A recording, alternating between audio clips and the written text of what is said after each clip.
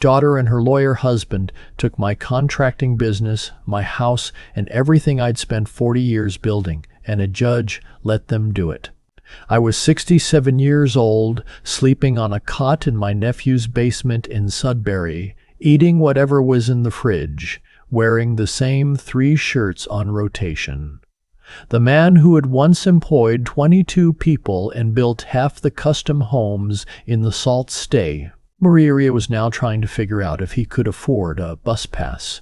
But then I found something my father hid before he died, in a place so ordinary I'd walked past it 1,000 times without a second thought. And when the bank manager in Timmins read me the number on the screen, his voice actually cracked. You need to understand who I was before you can understand what they took from me. Because it wasn't just money. It wasn't just the house or the business. It was 40 years of getting up before sunrise, of calloused hands and frozen job sites, and bids that kept 22 families fed through the winter. My name was on the side of a truck. That sounds small until it isn't yours anymore. I'm Arthur. Everyone calls me Art. I turned 67 the February before all this started, and by most measures I had done exactly what you're supposed to do. I came up through the trades in Northern Ontario, started as a laborer at 18, got my ticket as a carpenter at 23, ran my first crew at 28, and by the time I was in my mid-30s, I had incorporated my own general contracting company. Sinclair Construction, residential builds, renovations, some light commercial work. We were based out of Sault Ste. Marie, but took jobs across the north, Elliott Lake, Blind River, the Algoma district. I knew every building inspector in 3 counties by first name. I married my wife Patricia when I was 31. She was a school teacher, kind and steady, the kind of woman who made everything around her feel organized. We had 1 daughter, Megan. Patricia passed away from ovarian cancer when Megan was 16. That was the worst year of my life, or so I thought, until I found out it could get worse. I raised Megan on my own after that. Worked and raised her and kept the business going all at the same time, which meant I wasn't always there the way I should have been. I knew that, I knew it, and I carried it. But I made sure she had everything she needed. University in Ottawa, fully paid. A car when she graduated. A down payment on her first condo. I was not a perfect father, but I was a present one, and I believed we had a good relationship. I believed that right up until the day I found out I was wrong. She met her husband at a law firm in Ottawa where she was working as a paralegal. His name was Derek. He was 41 when they met, sharp in the way that makes you slightly uneasy. The kind of man who gives you a firm handshake and makes full eye contact, and yet somehow you still feel like you've just agreed to something you didn't read. He specialized in corporate and estate law. He wore good suits. He had opinions about wine. I tried to like him. I genuinely tried. But something in my gut never settled. He asked too many questions about the business at that first Christmas dinner. Not curious questions, calculated ones. How is the revenue structured? Are you the sole shareholder? What does succession look like for you? I laughed it off at the time, told my nephew Gerald later that the man talked like he was billing by the hour even at the dinner table. Gerald laughed with me. Neither of us thought anything more of it. Megan and Derek got married in the fall. A nice enough ceremony at a vineyard outside Niagara-on-the-Lake. I walked her down the aisle and I cried, because she looked like her mother, and because I was proud of her, and because in spite of everything I had a feeling I couldn't quite name. A low, persistent unease that I kept pushing down. 2 years into the marriage, Megan started coming home to visit alone. Derek was always busy, always some deal, always some client emergency. Then she started coming more often. Then she started asking questions that felt like they had been given to her. How many properties did I own? Had I ever updated the corporate structure of the company? Was there a shareholder agreement? Was I planning to retire? I answered honestly. I owned the building my company operated out of. a commercial property on Great Northern Road, and my house, a 4-bedroom on Frontenac Street that Patricia and I had bought in 1989 and renovated 3 times with our own hands. The company had a simple corporate structure, just me. No shareholder agreement because it had always just been me.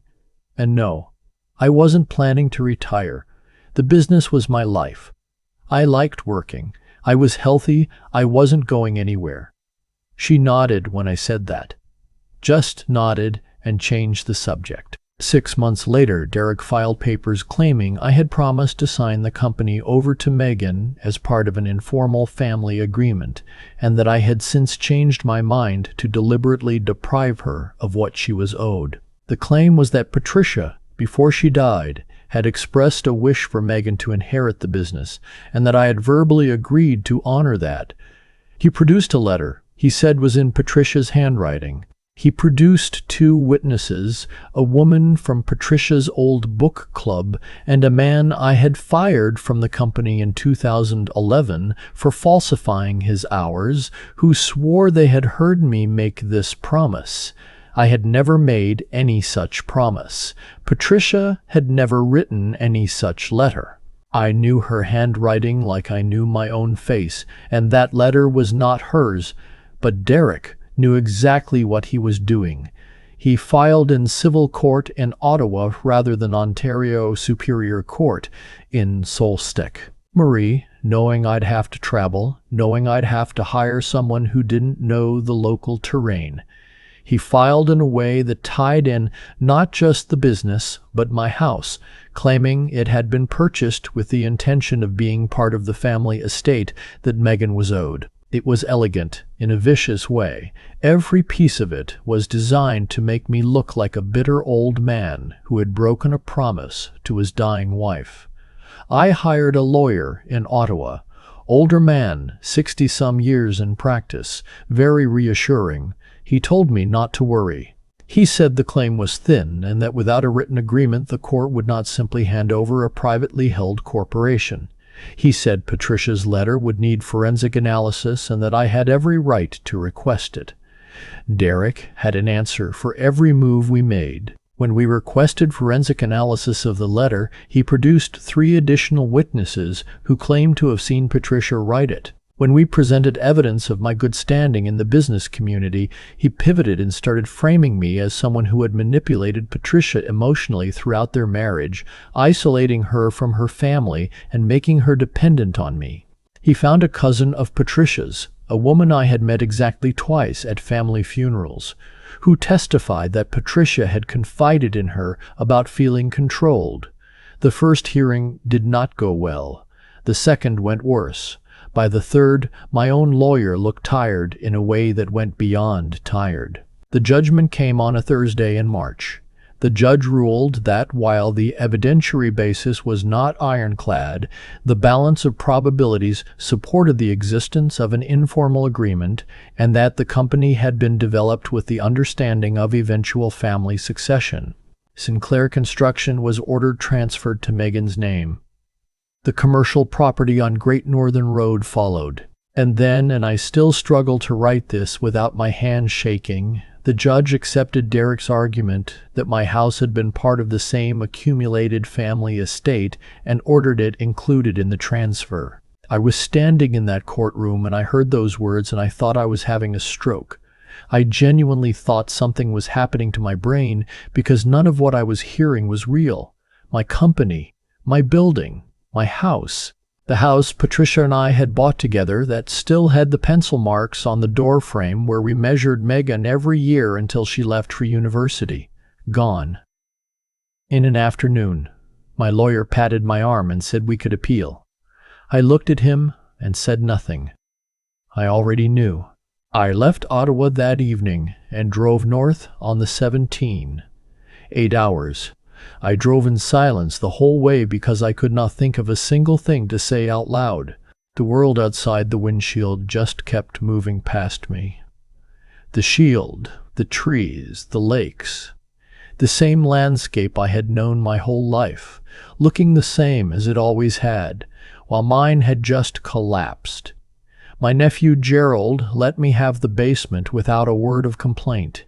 He's a good man. He brought me a hot plate and made sure there was food and didn't ask too many questions in those first weeks, which was the greatest kindness anyone has ever shown me. I was not in a state to be asked questions.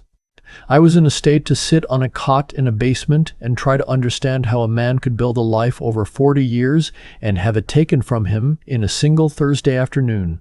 I tried to find work. I had my tickets, my certifications, decades of experience, but the legal proceedings had been reported in the Salt Star, and people talk in a small city. A few contractors told me quietly they couldn't bring me on, didn't want the complications. Others just stopped returning calls. At 67, with a legal cloud over my name, nobody wanted to touch me. I did some handyman work for neighbors, fixed a fence, replaced some Evistros for a widow on Gerald Street. I charged barely enough to cover materials. I don't mind saying I hit a wall somewhere around month 3. Not dramatically, nothing collapsed in one moment. It was more like a slow deflation, a gray, persistent fog. I'd lie awake listening to the furnace cycle and think about the pencil marks on that door frame. I thought about them more than I thought about the money. One afternoon, I was helping Gerald clean out the garage to make room for his wife's car, and we brought down some boxes from the attic that had been there since I'd put them in storage when I sold my house, a different house, a smaller one, before Frontenac Street. Among those boxes was a battered wooden crate that had belonged to my father, Harold. He'd passed in 2001, and I'd kept his things without ever going through them properly. Just move the crate from place to place the way you do with things you're not ready to face. I opened it sitting on a plastic stool in Gerald's garage, with the October cold coming in through the gap under the door. Inside was the usual accumulation of a man's life. His discharge papers from his time in the Army. A few photographs. His membership booklet from the United Steelworkers local he'd worked under at the Algoma Steel Mill for 31 years. A pocket New Testament with his name written inside the cover in pencil, Harold D. Sinclair, and at the bottom, wrapped in a piece of chamois cloth, a passbook. Small dark blue, the kind they don't make anymore. The name on the cover was Scotia Savings and Loan, a predecessor institution that had been absorbed by Scotiabank decades ago. I opened it out of simple curiosity. My father had not been a wealthy man. He had worked the mill and raised 5 kids, and driven a truck that needed work every winter. I was not expecting anything.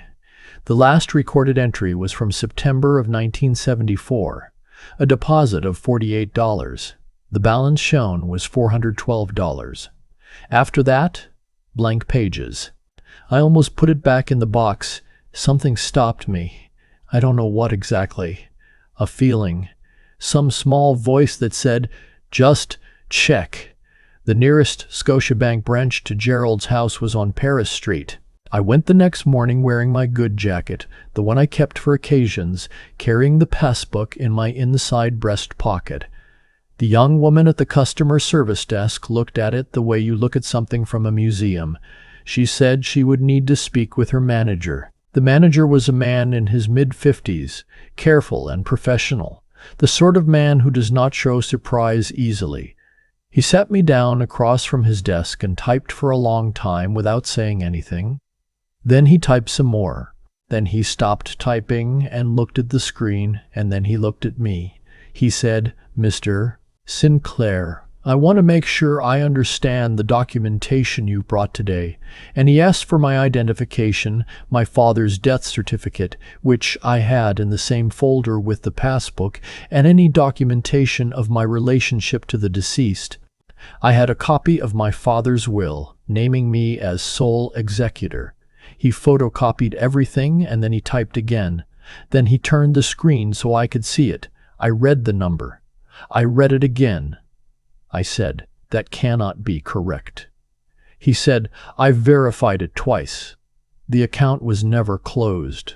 The original interest rate applied from 1974 was locked at a favorable institutional rate, and subsequent policy changes meant it continued compounding on those terms. Over 50 years, with compound interest, $412 has become, he paused, just over $3.8 million. The room went very quiet. I'm not a man who cries easily. I grew up in a house where you didn't, but something happened in that moment that I couldn't control. Some combination of exhaustion and relief and grief from my father, who had worked that mill for 31 years and died never knowing what he'd left behind. The manager gave me water. He gave me time. He explained, quietly and carefully, that the process of transferring the funds to a current account in my name would require some legal documentation given the estate situation, and that he strongly recommended I retain counsel to ensure everything was handled properly before I told anyone about it. That last part, he said it gently, almost casually, but I heard it clearly. Before I told anyone. I drove back to Gerald's, and I sat in the basement, and I thought about what to do. I thought about Megan. I thought about Derek. I thought about the pencil marks on the doorframe and the letter that was not in Patricia's handwriting, and the man I had fired in 2011, and the cousin of Patricia's I had met at exactly 2 funerals. And I thought about what my father had been, as a man. He had been quiet and steady, and he never once in his life looked for shortcuts. He gave everything he had to his family and to his work, and he didn't talk about it. He just did it. He used to say, "Don't show what you're holding until you know what you're playing against." He said it about cards, but he meant it about everything. I had been too open, too honest, too trusting, and it had cost me everything I had. I wasn't going to make that mistake again. I spent a week calling around before I found the right lawyer. Not in Sudbury, not in Sault Ste. Marie. I needed someone with no local connections to complicate things. I found her in Toronto, a woman named Beverly who had spent 22 years in civil litigation with a subspecialty in fraudulent property transfers and professional misconduct. She had argued before the Ontario Court of Appeal. Her hourly rate was one that would have terrified me 6 weeks earlier. Now I could afford it. I met her in her office in downtown Toronto on a Tuesday, 3 weeks after the bank visit. I told her everything, all of it. The witnesses, the letter, the man I had fired, the cousin, Derek's choice of venue. I brought every document I had. She listened without interrupting. When I finished, she said, "Mr. Sinclair, what you're describing is coordinated fraud on the court. If the letter is forged and the testimony was fabricated, those are not just grounds for appeal. They are potential criminal offenses. I want to move carefully, but I want to move." She hired a forensic document examiner, a retired RCMP examiner out of Ottawa, to analyze the letter. His report came back 6 weeks later. The paper dated from the mid-1980s, but the ink composition was inconsistent with inks available before 2015. The letter had been written recently on old paper. He was prepared to testify to that under oath. Beverly also traced the 2 primary witnesses. The woman from Patricia's book club had received a lump sum payment of $12,000 to a new account opened 3 months before she testified. The man I had fired, she found 2 other former employees who were willing to swear he had bragged openly to them about being paid to testify. He had used the words "paid to lie" and thought it was funny. And then Beverly found something else. Derek had used the same playbook before. There was a case in Ottawa from 8 years prior, an elderly woman whose estate had been structured away from her legitimate heirs, using a strikingly similar combination of a disputed verbal agreement and manufactured witnesses. That case had been settled quietly. The woman had been too old and too exhausted to keep fighting. Beverly found the woman's daughter, who was not exhausted at all and was very willing to talk. We built the case over 4 months. I lived in Gerald's basement and did handyman work and did not tell anyone what was coming. I called Megan twice. She answered once, her voice flat and careful, the voice of someone managing a conversation rather than having one. She said she was sorry things had become so complicated. I said I loved her. She said she knew. Neither of us said the things that needed saying. On the second call, she didn't answer. I left a voicemail telling her that I would always be her father, and that I was not angry at her, and that I hoped she would give me a chance to talk to her in person when the time was right. I meant every word of it. One Saturday in late February, Derek was hosting a dinner at my house on Frontenac Street, for a group of his colleagues and clients. 12 people, apparently, catered. Beverly had a contact in the Ottawa Process Server Network who confirmed Derek would be home that evening. The RCMP had been briefed by Beverly 3 weeks earlier. They had reviewed her file and agreed that the evidence met the threshold. The warrant had been issued Monday. They arrived at 8:15 while the dinner was still in the main course. Gerald had given me his old laptop, and I was sitting in the basement watching a hockey game I didn't care about when my phone buzzed. It was Beverly's associate, a message with 2 words, "It's done." I set down the phone. I sat with that for a while. Derek was arrested on 3 counts, including fraud upon the court, suborning perjury, and civil conspiracy. The 2 paid witnesses were arrested separately. The woman from the book club cooperated with investigators within 24 hours of her arrest. The man I had fired tried to claim he hadn't understood what he was doing, which his own text messages made somewhat difficult to maintain. Megan called me the next morning. She was crying before she said a single word. I let her cry for a while without saying anything, just so she knew I was there. She said, "Dad, I need you to know I didn't know about the witnesses. I didn't know about the letter. I thought Derek told me there was a real case. He told me you had promised Mom and that you changed your mind because you didn't like him. And I wanted to believe there was something of Mom in it, that she had wanted this for me." Her voice broke. "I'm so sorry. I'm so sorry. I'm so sorry." I believed her. I have thought about whether I was wrong to believe her, and I have decided I was not. I know my daughter's voice. I know the difference between the voice of someone who is sorry for being caught and the voice of someone who is sorry for being deceived into being part of something terrible. This was the second kind. I said, "Your mother would never have asked this of you, or of me. What she wanted was for us to take care of each other. That's all she ever wanted." Megan cried harder. I said, "I'm not going anywhere. We'll figure out the rest." Beverly filed for a motion to set aside the civil judgment 4 weeks after the arrests, citing fraud upon the court and newly discovered evidence. The motion was heard in Ottawa in April. The judge, a different judge this time, did not need long. He read Beverly's materials, reviewed the forensic findings, heard the summary of the RCMP investigation, and set aside the original judgment in its entirety. Sinclair Construction, the commercial property on Great Northern Road, and my house on Frontenac Street were ordered returned to my name. I walked out of that courthouse and stood on Elgin Street in the April cold, and I did something I hadn't done since Patricia died. I cried in public, on a sidewalk, in front of strangers, without caring who saw me. Beverly was standing beside me. She handed me a paper coffee cup from the Tim Hortons across the street. She said, "I bought it before we went in. Figured you'd need it after." I laughed. Actually laughed, a real one, and the tightness in my chest broke open a little.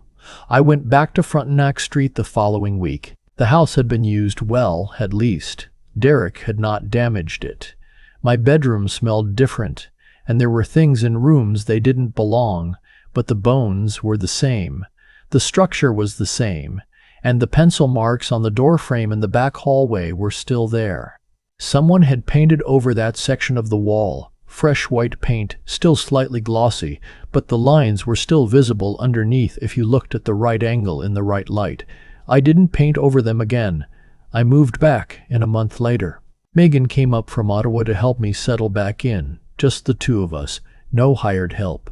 She cooked dinner the first night, chicken and rice, the way her mother used to make it, though she doesn't know she makes it the same way.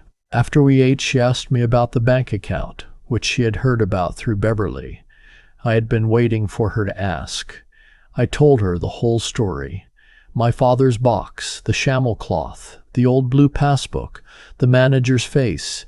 The moment I saw the number on the screen.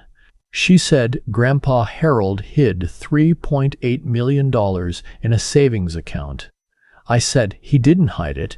He opened it and forgot about it, the way you forget about things that don't feel important yet. He put $48 in on a September afternoon in 1974 and went back to the mill and lived his life and never thought about it again. She was quiet for a while. Then she said, "What are you going to do with it?" I had been thinking about that for months. I knew the answer. My father had worked that mill under a union contract, which meant he had been protected. He had been protected because other men before him had fought to make sure workers were protected. He understood that. He used to say, "Someone dug the well you're drinking from." He said it when I complained about regulations I thought were unnecessary, when I grumbled about safety requirements that slowed the job down. He said, "Someone dug that well, Arthur. Don't forget that." I set aside a portion of the money in trust for Megan, clean and legal, documented through Beverly with a clarity that left no room for anyone to dispute it. That part was easy.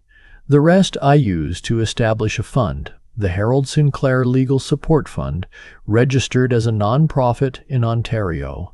Its purpose was straightforward: to provide access to legal representation for tradespeople, seniors, and small business owners in Northern Ontario who were facing fraudulent property claims or estate manipulation and could not afford the cost of a proper defense. Because here is what I had learned. Sitting in that courtroom in Ottawa, losing my company and my house on a Thursday afternoon, Derek had been able to do what he did because he knew I would run out of money before he did. That is the entire strategy. It is always the entire strategy. It is always the entire strategy. You don't beat someone like Derek by being right. You beat someone like Derek by being able to stay in the room long enough for right to matter. I wanted to make sure other people could stay in the room. I brought Beverly on as legal advisor to the fund. She took a pay cut to do it, and I told her I would argue with her about that until she let me compensate her properly, and she told me she would win the argument. She probably will. In the first year of operation, the fund took on 11 cases across the north: Sault Ste. Marie, Sudbury, Timmins, North Bay, Thunder Bay. 6 of those cases were resolved in favor of the people we were helping. 1 is still ongoing. In 2 cases, the fund's involvement prompted the opposing party to settle, rather than face proper scrutiny of their documentation. I consider those wins. I went back to work. Not because I needed the income. I have the fund, and I am careful with money the way my father was careful with money. But because I am a carpenter, and carpentry is what I know, and there is a particular satisfaction in the thing built correctly that I have never found anywhere else. I took on a project in the spring, a full renovation of a century home on Queen Street East in the Sault, owned by a retired couple who wanted to age in place. Good, solid work. Took most of the summer. The couple's name was Margaret and Gordon. Margaret used to bring out coffee at 10 o'clock every morning without fail, and Gordon would come out and sit on the porch steps and watch us work and ask questions in the way of a man who is genuinely curious rather than trying to manage you. One morning he asked me how I had ended up back in the trades at 67 after running my own company. I gave him the short version. He was quiet for a while. Then he said, "Your father sounds like he was something." I said he was. Gordon nodded slowly. Those men from that generation, they didn't talk much, but they thought things through. I thought about my father opening that account in September of 1974, $48, walking away and never going back. Not because he forgot maybe, but because he understood something about time that the rest of us have to learn the hard way, that the things you plant and leave alone grow larger than the things you tend anxiously. That patience is a kind of wisdom that only looks like neglect from the outside. Megan and I have had the hard conversations, all of them. They didn't happen quickly, and they didn't happen easily, and there were moments in the middle of them when I wasn't sure we were going to come through. But we came through. We are still working on it. I think we will be working on it for a long time, and I have made my peace with that. Some damage can't be fully repaired, only accepted and built around, the way you sister a cracked beam. You don't replace it, you support it, you make it part of the structure. She comes up once a month now. We go for a drive along the lake and we stop at the diner in Bruce Mines for breakfast, the way I used to take her when she was small. She gets the same thing every time, eggs scrambled, brown toast, no butter, and I get the same thing I always got, which is whatever they say is the special, because my father taught me that the special is usually the freshest thing in the kitchen. We don't talk about Derek at breakfast. We talk about her work and my work and the house and what Gordon and Margaret said about the renovation when I handed them their keys. We talk about her mother sometimes, carefully, the way you handle something that is both precious and heavy. Last fall, I repainted the back hallway on Frontenac Street. Repainted the whole stretch, from the bathroom door to the window. Clean white. 2 coats. And before I rolled the second coat on, I took a pencil and I marked the wall at the heights I remembered. Megan at 4, at 7, at 10, at 13, the last one before Patricia got sick. I did them from memory. They might not be exactly right, but they're close enough. I stood there with the roller in my hand and I looked at those marks and I thought about my father in 1974, putting $48 in a bank account and going home for supper without another thought. He didn't leave me money. He left me time. I keep thinking about that passbook wrapped in a piece of chamois cloth at the bottom of a wooden crate. My father never mentioned it, not once. He went to work at the mill every morning for 31 years, raised 5 kids on a union wage, drove a truck that needed attention every winter. And at some point in September of 1974, he walked into a bank and put $48 in an account and walked back out and never said a word about it to anyone. That's the part I can't stop turning over. Not the money. The silence. The patience of it. I used to think patience was something you practiced when you had no other choice. Something you did when you were waiting and couldn't do anything else. What my father understood, and what I had to lose everything to learn, is that patience is actually a decision, a daily one. You choose to stay steady when steadiness costs you something. You choose to keep doing the right thing even when no one is watching and no one is rewarding you for it. And in fact, the world seems to be actively penalizing you for it. Derek was clever. I'll give him that. He looked at my life and he saw all the visible things, the company name on the side of the truck, the house on Frontenac Street, the commercial property, and he thought he understood what I had built. He didn't. He saw the surface and mistook it for the whole. The thing he never accounted for was what 40 years of showing up honestly does to a person. It builds something underneath that you can't take away with a court order because it isn't registered anywhere and it doesn't have a dollar value and it doesn't appear on any document his forensic accountants could examine. That's what I mean when I say the consequences caught up to him. Not in a mystical sense, not in any way I can't explain plainly. He built his case on lies, and paid witnesses, and forged ink on old paper, and every one of those things left a trace. The ink composition, the bank transfer to the woman from the book club. The text messages where the man I'd fired called it funny. Lies of that kind don't stay hidden indefinitely because they require ongoing maintenance, more lies to support the first ones, more coordination, more exposure. Honest work requires none of that. It just stands. I think about Megan too, and what it cost her to have been used that way by someone she trusted. She came up here and cooked dinner and sat across from me at the same table where she used to do her homework, and I watched her try to figure out how to carry what she'd been part of. That takes a different kind of courage than anything I faced. I had a clear enemy. She had to reckon with her own choices, her own wanting to believe something that gave her back a piece of her mother. That reckoning is harder. I respect her for doing it honestly instead of finding a way around it.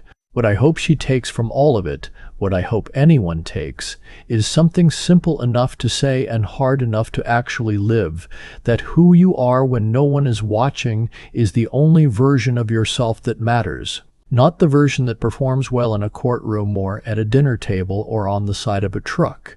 The version that opens a bank account with $48 and goes home for supper without needing anything in return. My father built that version of himself quietly over a lifetime, and it turned out to be the most durable thing he owned.